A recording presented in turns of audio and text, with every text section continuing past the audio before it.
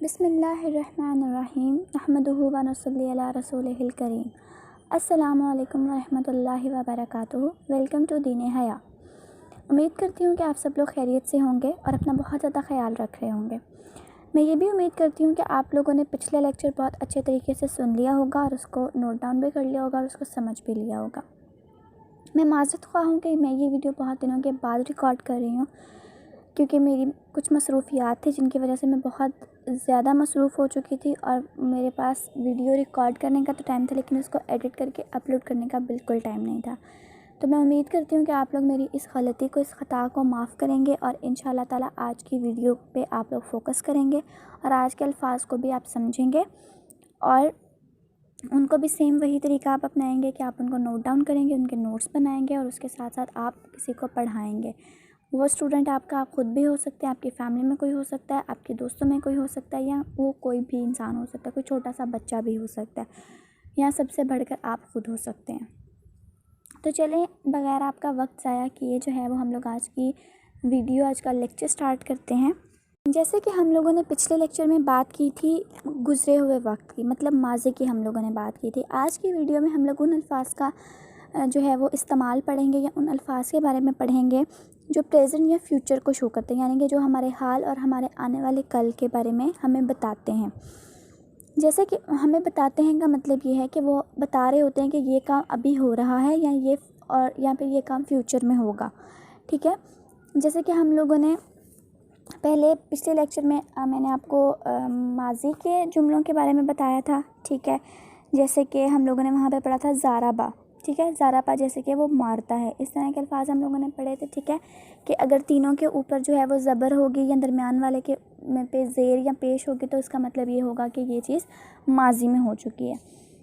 अब हम लोग अगर यहाँ पे बात करते हैं ऐसे जुमलों की, ऐसे अल्फाज की जो हमें हमारे प्रेजेंट या हमारे फ्यूचर के बारे में बताते हैं, तो उनमें सबसे पहले आपको ये रूल पता होना चाहिए कि उसमें जो थर्ड वर्ड होगा, मतलब अगर वो लफ्ज़ जो है वो 4 हरूफ पर मबनी है, तो उसमें जो तीसरा होगा यानी कि जो सेकंड लास्ट जो है वो हर्फ होगा, उसके ऊपर ज़बर, ज़ेर या पेश मौजूद होगी। ठीक है, वहाँ पे भी तीसरे पे था कि वहाँ पे भी अगर जो है वो वहाँ पे बेसिकली तीसरे पे नहीं था, वहाँ पे दरमियाने में था कि अगर दरमियान वाले हर्फ के ऊपर ज़बर, ज़ेर या पेश चेंज हो सकती है, लेकिन पहले और आखिरी पे सेम रहेगी। लेकिन यहाँ पे क्या है कि थर्ड वर्ड पे डिफरेंट होगा, ज़बर, ज़ेर या पेश होगी थर्ड वर्ड पे। ठीक है, ये थर्ड पे मैं इतना ज़ोर क्यों दे रही हूँ, क्योंकि माजी में हमने बेसिक ज़्यादातर लफ्ज़ जो हैं वो ऐसे ही देखे थे जो टोटल थे ही 3 हरूफ पे मबनी, और उसमें दरमियान वाले पे यानी कि सेकंड वाला जो था उसके ऊपर जो है वो हमारे पास चेंज हो रही थी, उसके ज़बर, ज़ेर या पेश आ रही थी। अब यहाँ पे थर्ड वर्ड जो है यानी कि जो सेकंड लास्ट जो हर्फ होगा उसके ऊपर ज़बर, ज़ेर या पेश होगी। ठीक है, अब जैसे मिसाल के तौर पर अगर आप लोग सबसे पहले अपनी स्क्रीन के ऊपर आपको एक लफ्ज़ नज़र आ रहा होगा यामालू। ठीक है, यामालू मीम ज़बर मा। ठीक है, थर्ड वर्ड कौन सा है, मीम, और इसके ऊपर क्या लगी हुई है, ज़बर लगी हुई है, राइट। तो यामालू का ये जो लफ्ज़ है ये अमल से निकला है। ठीक है, तो इसका मतलब ये होगा कि वो अमल करता है, क्योंकि अगर हम लोग, मैंने आपको बताया कि जो फ्यूचर या प्रेजेंट के जो हर्फ होते हैं उनमें आता है ता है, ती है, ते हैं, ये आप लोगों को बेसिक इंग्लिश में भी पता होता है। और इसके अलावा जो है वो कल को वो करेगा, गी, गे अगर आ गया तो मतलब क्या होगा कि वो फ्यूचर की बात कर रहा है। जैसे कि यामलू का मतलब होगा कि वो अमल करता है या वो अमल करेगा, यानी कि वो या तो अब वो अमल कर रहा है या वो फ्यूचर में जाके कभी भी उस चीज़ के बारे पे अमल करेगा। ठीक है, थर्ड वर्ड मीम था, उसके ऊपर ज़बर आ गई। उसके बाद हम लोग अपने सेकंड लफ्ज़ की तरफ जाते हैं जो आपको अपनी स्क्रीन के ऊपर नज़र आ रहा होगा इस वक्त। वो है यहफ़ाज़ू। ठीक है, यहफ़ाज़ू जो है वो हिफाजत से निकला है और इसका मतलब है कि वो हिफाजत करता है या वो हिफाजत करेगा। ठीक है, ये हमारे पूरे सेंटेंस पे डिपेंड करेगा कि ये ये प्रेजेंट की बात हो रही है या फ्यूचर की बात हो रही है। मैं यहाँ पे आपको सिर्फ अल्फाज का तरीका बता रही हूँ कि अगर ये वाले इस तरह से होगा कि थर्ड वर्ड के ऊपर ज़बर, ज़ेर या पेश होगी, तो इसका क्या मतलब होगा बेसिकली कि ये हमारा प्रेजेंट या फ्यूचर को शो कर रहे हैं। जैसे कि यह फाजू फ़ा ज़बर जो है वो थर्ड वर्ड है, इसके ऊपर ज़बर है, तो इसका मतलब ये है कि ये फ्यूचर की बात हो रही है या फिर ये प्रेजेंट की बात हो रही है, तो वो हिफाजत करता है या वो हिफाजत करेगा। उसके बाद जो आपको थर्ड वर्ड अपनी स्क्रीन पे नज़र आ रहा है वो है या आकिलू। ठीक है, या आकिलू। अब यहाँ पे अगर आप देखो तो जो है वो ज़ेर वाली चीज़ आ गई है। ठीक है, काफ ज़ेर की है, राइट। या आकिलू काफ ज़ेर की, यानी कि थर्ड वर्ड काफ था, काफ ज़ेर की हो गया, तो इसका मतलब ये अकल से लफ्ज़ निकला है, जिसका मतलब है वो समझता है या वो समझेगा। मैंने आपको जैसे कि पहले भी बताया था कि उर्दू और अरबी की बहुत ज़्यादा मुमासलत है, तो आप यहाँ से ही देख सकते हो। या आकिलो अगर आप लिखा हुआ देखो या आप ख़ुद लिखो तो आपको पता चलेगा कि ये अकल से निकला है, मतलब या को आप निकाल दो तो बाकी क्या बच रहा है, अकल बच रहा है, राइट। तो अकल का क्या मतलब होता है, समझना, तो इसका मतलब होगा वो समझता है या वो समझेगा। उसके बाद आपको अपनी स्क्रीन पर लफ्ज़ नज़र आ रहा होगा यस्माऊ। ठीक है, यस्माऊ पे भी थर्ड वर्ड के ऊपर ज़बर है। ठीक है, मीम ज़बर मा, यस्माऊ, राइट। इसका क्या मतलब है, पहले जैसे हम लोगों ने, मैंने आपको जो है वो लास्ट लेक्चर में आपको बताया था, सामिया का मतलब होता है, मतलब वो उसने सुना, सामिया का मतलब होता है उसने सुना, राइट। तो समात करने का क्या मतलब है, सामिया समात से निकले ना, पहले भी बताया था आपको। तो क्या मतलब होगा यहाँ पर कि वो सुनता है या वो सुनेगा। थर्ड वर्ड मीम था, उसके ऊपर ज़बर थी, यस्माऊ। ठीक है, तो वो सुनता है या वो सुनेगा। उसके बाद जो आपको अपनी स्क्रीन पे लफ्ज़ नज़र आ रहा है वो है या तामू। या तामू में ता जो है, ता ज़बर ता जो है वो थर्ड वर्ड है। ठीक है, ते अगर मैं उसको उर्दू ज़बान में बोलूँ तो ते थर्ड वर्ड है और इसके ऊपर ज़बर लगा हुआ है, राइट। तो ता ज़बर ता, या तामू। ठीक है, तो ये जो है इसका मतलब होता है खाना। ठीक है, तो ये कि इसका ज्ञातामु का क्या मतलब होगा कि वो खाता है या वो खाएगा, मतलब या तो वो अभी उस चीज़ को खा रहा है, यानी कि वो खाता है, वो रोज़मर्रा की ज़िंदगी में खाता है, या वो फ्यूचर में कभी उस चीज़ को खाएगा। ठीक है, तो यातामु यहाँ पे कवर हो गया।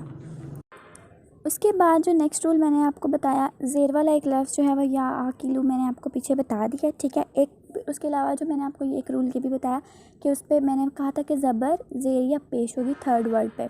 तो ज़बर के अल्फाज हमने बहुत ज़्यादा देख लिया, ज़ेर का हमने एक देख लिया, या आकिलू। उसके बाद अब हम लोग देखेंगे पेश के लफ्ज़, मतलब जिस पे थर्ड वर्ड के ऊपर, यानी कि सेकंड लास्ट जो वर्ड होगा, जो हर्फ होगा, उसके ऊपर पेश लगा हुआ होगा। जैसे कि आपको अपनी स्क्रीन पे सबसे पहले लफ्ज़ नज़र आ रहा होगा यक, आई एम सो सॉरी, यरज़ुकु। ठीक है, यरज़ुकु का क्या मतलब है, ये रिज़्क से निकला है, तो इसका क्या मतलब होगा कि वो रिज़्क देता है या वो रिज़्क देगा। ठीक है, यरज़ुकु रिज़्क से निकला है ना, राज़िक या रिज़्क से निकला है, तो वो रिज़्क देता है या वो रिज़्क देगा। ज़ा जो था वो थर्ड वर्ड था और उसके ऊपर पेश आ गया, तो इसका क्या मतलब होगा, यरज़ुकु, मतलब कि वो रिज़्क देता है या वो रिज़्क देगा। उसके बाद आपको अपनी स्क्रीन के ऊपर लफ्ज़ नज़र आ रहा होगा यंजुरू। ज़्वा जो था, जिसको हम लोग उर्दू ज़बान में ज़ुए भी पढ़ते हैं, तोए ज़ोए, त्वा ज़्वा अरबी में पढ़ते हैं, तो ज़्वा पे ज़ू है। ठीक है, तो यंजुरू यानी कि नज़र से, यानी कि देखने से ये निकला है। ठीक है, अगर या को निकाल दें तो नज़र बच जाता है, और नज़र क्या होता है, देखना किसी चीज़ को, तो वो देखता है या वो देखेगा। उसके बाद आपको अपनी स्क्रीन पे लफ्ज़ नज़र आ रहा होगा यखरुजू। रा पेश रू, रा क्या है, थर्ड वर्ड है और उसके ऊपर पेश है, तो यखरुजू, ये वर्ड जो है ये खारिज से निकला है। खारिज का मतलब होता है निकल जाना। हम कहते हैं ना कि उसने इसको खारिज कर दिया, अपनी वसीयत से उसने उसको खारिज कर दिया, मतलब उसने उसको निकाल दिया अपनी वसीयत से। तो यखरुजू का क्या मतलब होगा कि वो निकलता है या वो निकलेगा। उसके बाद आपको अपनी स्क्रीन पे वर्ड नज़र आ रहा होगा यदखुलू। यदखुलू, देखो अगर हम लोग यहाँ से या को निकाल दें तो दखल बच जाता है, तो दखल का क्या मतलब होगा कि दाखिल होना, राइट। तो यदखुलू का क्या मतलब होगा कि वो दाखिल होता है या वो दाखिल होगा। ठीक है, इसको होता है या होगा क्यों हमने कहा, क्योंकि खा जो है वो थर्ड वर्ड है और सॉरी थर्ड हर्फ है और इसके ऊपर पेश है, तो यदखुलू का मतलब होगा कि वो दाखिल होता है या वो दाखिल होगा।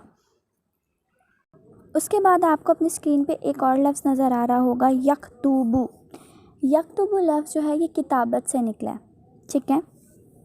अगर यहाँ पे हम लोग या को निकाल दें तो कुतब बचता है, यानी कि जिसको हम लोग किताबें कहते हैं, ठीक है। किताबों की जमा क्या होती है? कुतब। तो किताब की जमा होती है कुतब, ठीक है। तो यक्तुबु का क्या मतलब होगा कि किताबत करना, यानी कि किताबों को लिखा जाता है, राइट।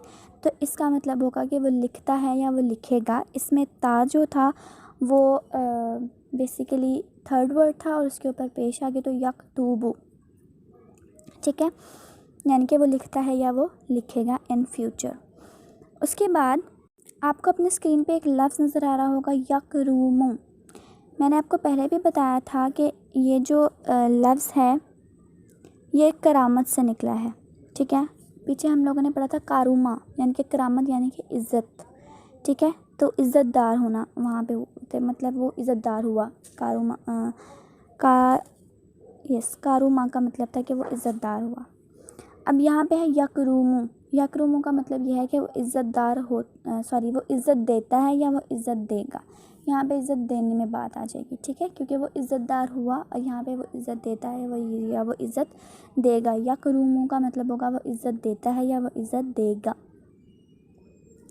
उसके बाद ये पेश के हरफ जो हैं वो कंप्लीट हो गए हैं, लफ्ज़ जो हैं वो कंप्लीट हो गए हैं। इसके अलावा मेरे जहन में एक और जो है वो बेसिकली आ रही है मिसाल ज़ेर की, क्योंकि ज़ेर की हमने सिर्फ एक मिसाल देखी है, तो मैं उसके लिए ज़ेर की मिसाल आपको एक और आपकी स्क्रीन पे आपको लफ्ज़ जो है वो नज़र आ रहा होगा यकज़िबू। यकज़िबू जो है वो लफ्ज़ काज़िब से निकला है, सॉरी कज़ब से निकला है। कज़ब कहते हैं झूठ को, ठीक है, और काज़िब होता है झूठ बोलने वाला। तो यकज़िबू क्या है? वो झूठ बोलता है या वो झूठ बोलेगा, लाइक इन फ्यूचर। उसके बाद नेक्स्ट जो वर्ड आपको अपनी स्क्रीन पे नज़र आ रहा होगा वो है यज़रीबू, ठीक है। रा जो है वो थर्ड वर्ड है, उस पर ज़ेर है, तो यज़रीबू, ठीक है। तो मतलब ये होगा कि वो, जैसे हम लोगों ने पढ़ा था ज़ाराबा, यानी कि वो मारता है, तो यज़रीबू वहाँ से ही निकला है, यानी कि वो ज़ाराबा उसने मारा या मारा उसने। तो यज़रीबू का क्या मतलब होगा कि वो मारता है या वो मारेगा, ठीक है। ये हरूफ जो है वो यहाँ पे कंप्लीट हो चुके हैं। और इसके अलावा जो है वो मैं आपको कुछ और बेसिक चीज़ें बता दूँ कि जैसे आपको पता है कि हमेशा एक सेंटेंस पूरा करने के लिए या एक सेंटेंस के लिए सब्जेक्ट होता है, ऑब्जेक्ट होता है और वर्ब होता है। तो यहाँ पे हम सब्जेक्ट के बारे में मैं आपको बताऊँगी। सब्जेक्ट कौन होता है? जो काम कर रहा होता है, राइट। वर्ब होता है जो काम हो रहा है, और ऑब्जेक्ट होता है कि जिसके ऊपर काम हो रहा होता है। तो बेसिकली अब मैं आपको बताऊंगी सब्जेक्ट के बारे में, यानी कि जो काम कर रहा है उसके लिए कौन से लफ्ज़ किस तरह से यूज़ होते हैं। सबसे पहले आपको अपनी स्क्रीन के ऊपर एक वर्ड नज़र आ रहा होगा ज़ारिब।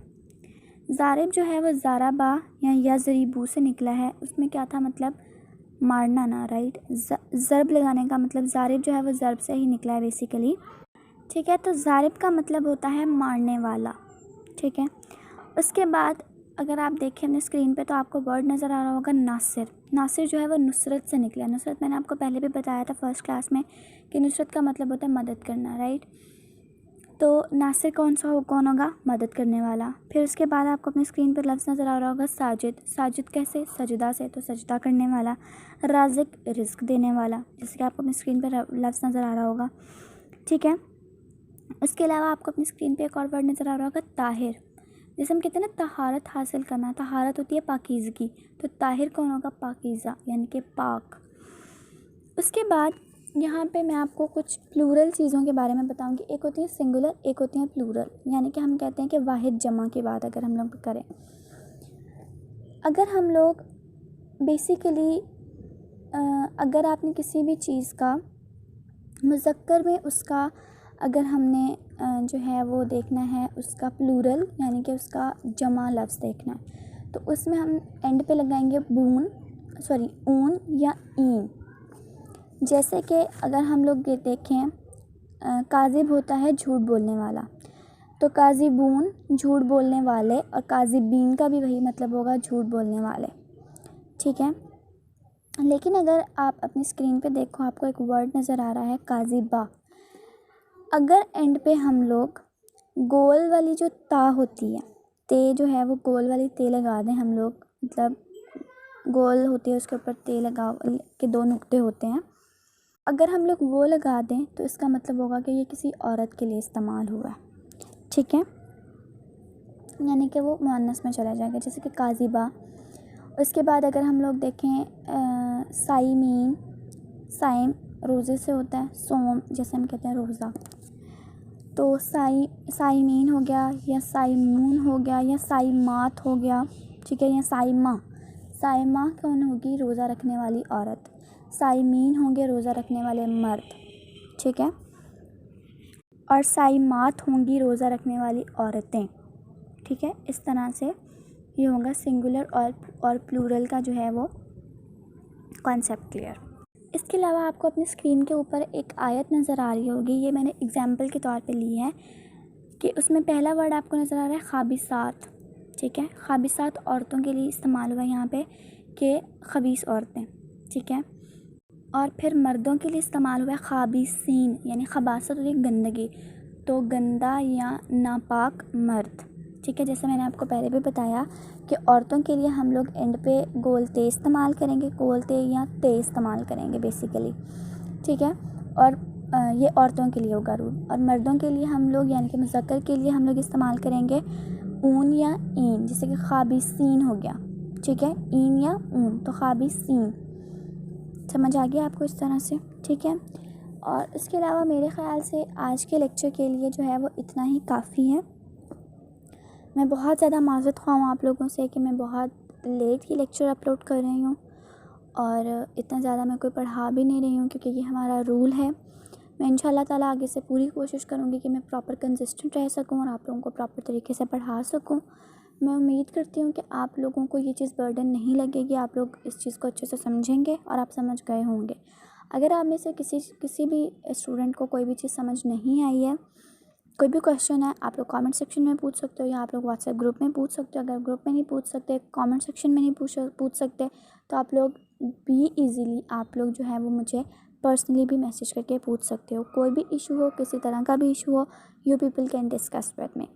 उसके अलावा एक और चीज़ जो है वो मैंने आप लोगों से कही थी कि डेली के जो हमारे मसाइल होते हैं, उनको हम कुरान और सुन्नत और हदीस की अकॉर्डिंग भी हम किस तरह से अपनी ज़िंदगी के काम कर सकते हैं, किस तरह अपनी ज़िंदगी गुजार सकते हैं, तो उसके बारे में मैं इंशाल्लाह वीडियोस अपलोड किया करूँगी।